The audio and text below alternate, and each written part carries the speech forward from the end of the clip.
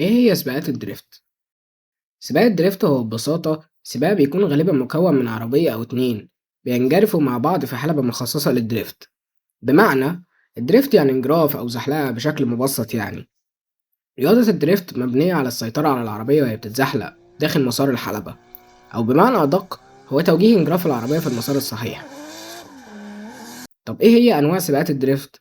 في الحقيقة هما نوعين أساسيين: الكار بارك دريفت والفورمولا دريفت، وتعالى بقى نشرح كل واحد فيهم. كار بارك دريفت وده هو الأكثر انتشارا في الوطن العربي، ده بيكون ساحة كبيرة فاضية بيترسم فيها مسار معين وبيتحط فيه عقبات بحيث إنك تدرفت من حواليها، زي إقماع مثلا أو حواجز.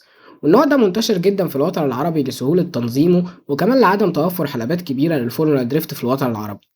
وبيكون فيه مستويات زي الهواة والمبتدئين وشبه المحترفين وأكيد طبعا المحترفين، وكل ما بتعلى في المستوى كل ما قدرات عربيتك بتزيد واحترافية السواق كمان بتزيد.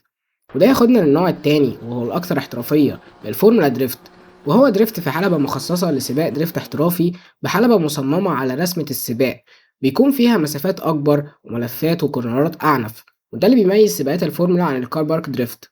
انت هنا بتتكلم على سرعات بتوصل ل90 وساعات 120 كيلو في الساعة والعربية بتتزحلق، يعني واخد الحلبة كلها بجنبك على سرعة 120 عادي جدا.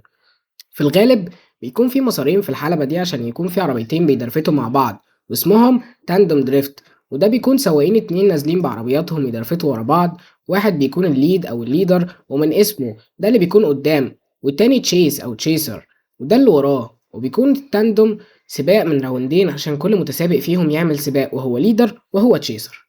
والتاندم ببساطة هو اتنين بيدرفتوا مع بعض، يعني بدل ما كل واحد يدرفت لوحده، لا هنا الاتنين بياخدوا رسمة السباق ورا بعض. وطبعا ده بيكون محتاج مهارات عالية جدا وتركيز جبار. نخش على نظام التحكيم في الدريفت. الدريفت عموما سواء كار بارك دريفت أو فورمولا بيكون بالنقط أو البوينتس، وده بيكون بإن السواق بيحاول يجمع أكبر قدر من النقاط في السباق الواحد بإنه ياخد أقصى أنجل أو درجات انجراف واسعة جدا، ويلمس كل الكليبنج بوينتس أو العقبات بظهر عربيته، وكمان يكون عمل ران كلين من غير ما العربية تعوم منه أو يحصل فقدان سيطرة أو حادثة لا قدر الله داخل السباق. طيب بما إننا عرفنا إيه هو الدريفت بشكل عام، تعالى بقى نعرف إزاي عربيات الدريفت دي بتتبني وبتتجهز. أول حاجة لازم العربية تكون دافع خلفي، يعني الكاوتشات الخلفية هي اللي مسؤولة عن تحريك العربية. يجي بعدها الوزن. عادة لو شفت عربية دريفت احترافية في الشارع أو في أي مكان فغالبا العربية من جوه ما بيكونش فيها أي معالم حرفيا، بتبقى متقلعة بالكامل زي التابلو ونظام الترفيه، ده حتى الكراسي بتتشال مجرد دركسيون ورول كيج عشان الأمان وشوية أزرار بدائية جدا ولكن تفي بالغرض فقط. وده بيكون لأهمية تخفيف الوزن في عربيات الدريفت، وهو الوزن العامل الأساسي هنا. طب إزاي؟ ببساطة لأن كل ما وزن العربية زاد كل ما كان التحكم فيها أصعب، وبتكون حاسس إن العربية مش قادرة تشيل نفسها وتفتح أنجل أو زاوية أكبر، فبتضطر إنك تفضي كل اللي أنت مش محتاجه من كماليات في العربية، زي مثلا التابلو ونظام الترفيه، شاشات بقى، سماعات، تكييف، كراسي، حتى الأبواب بتتفك. أقول لك حاجة، ده صاج العربية نفسه بيتفك وبيتصمم لها كت خارجي أخف وأقل صلابة عشان تخفف أكبر وزن ممكن.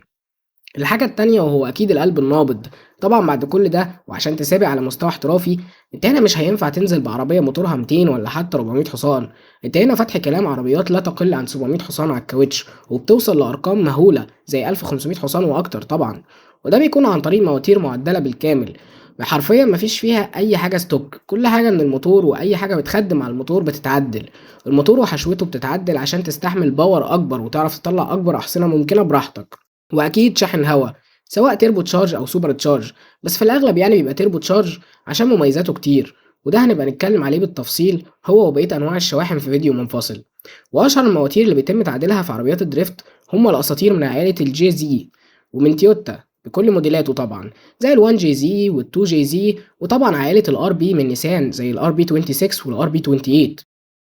المواتير دي جبارة ومحبوبة جدا عشان سهلة في تعديلها، وجايين من المصنع يستحملوا باور وبوست يوصل ل 800 حصان على الكاوتش على نفس البلوك كمان، وكمان من غير ما تغير كتير في قطعهم الداخلية. نخش بقى على نظام التبريد. انت هنا بتحتاج نظام تبريد جبار للموتور من رادياتير رياضي عملاق وانتركولر للتربو، ونظام وقود رياضي يضمن لك اكبر كمية ضخ الوقود داخل غرفة احتراق الموتور، واكيد كمبيوتر احترافي يسمح بتعديل كل حاجة في العربية زي كمية البنزين والهواء وتوقيت الاحتراق وغيره. ومش بس كده، ده كمان بيركبوا انجل كيت ونظام تعليق مخصص للدريفت، وده بيسمح لك ان الكاوتشات الامامية تفتح لزوايا أكبر عشان ما يكونش فيه أي حاجة بتعيق السواق إنه ياخد ملفات بأكبر درجة انجراف يقدر عليها. وآخر حاجة الأمان، وده بيكون برول كيج ماسك العربية كلها من جوه، بيدعمها في حال حدوث حادث لا سمح الله، وبيقوي البادي كمان، وبيكون في مثابة قفص يحمي السواق من أي ضربة أو حادثة لا سمح الله في السباق. وبيكون في كرسي واحد مخصص للسباقات بيسمى باكت سيت، بيكون كرسي حاضر للسواق بالكامل عشان يثبت السواق في مكانه وما يتحركش من حركة العربية السريعة. بيكون في نظام ضد الحريق عشان لو العربية ولعت في السباق بسبب الحرارة اللي طالعة من الموتور اللي ممكن في أي لحظة تولع في العربية كلها، فبيكون في نظام ضد الحريق لو حصل أي حاجة السواق بيدوس على زرار بيفتح طفاية الحريق في العربية كلها. كل ده محتاج وقت ومجهود ومبالغ مجنونة بتوصل لمئات آلاف الدولارات في العربية الواحدة. عشان كده من الصعب أو من المستحيل إن عربيات الدريفت دي تتبني بمجهودك وبتكلفتك الشخصية. لازم يكون في رعاة يرعوا عربيتك ويغطوا تكاليف بناء وصيانة الوحش بتاعك زي أشهر رعاة الدريفت زي ريد بول ومونستر وغيرهم كتير. طبعا في بطولات كتير بتتعمل للدريفت زي مثلا أشهرهم الفورمولا دريفت الدولية وريد بول كار بارك دريفت اللي بتتعمل كل سنتين، اللي بيضموا أحرف السواقين وأقوى العربيات المجهزة، وبيكون في جوائز مالية كبيرة جدا للفائزين بالبطولات دي. وبكده أكون شرحت لك رياضة الدريفت بشكل مبسط. يا رب تكون استفدت من الفيديو، واكتب لي في الكومنتات تحب الحلقة الجاية تكون عن إيه. سلام.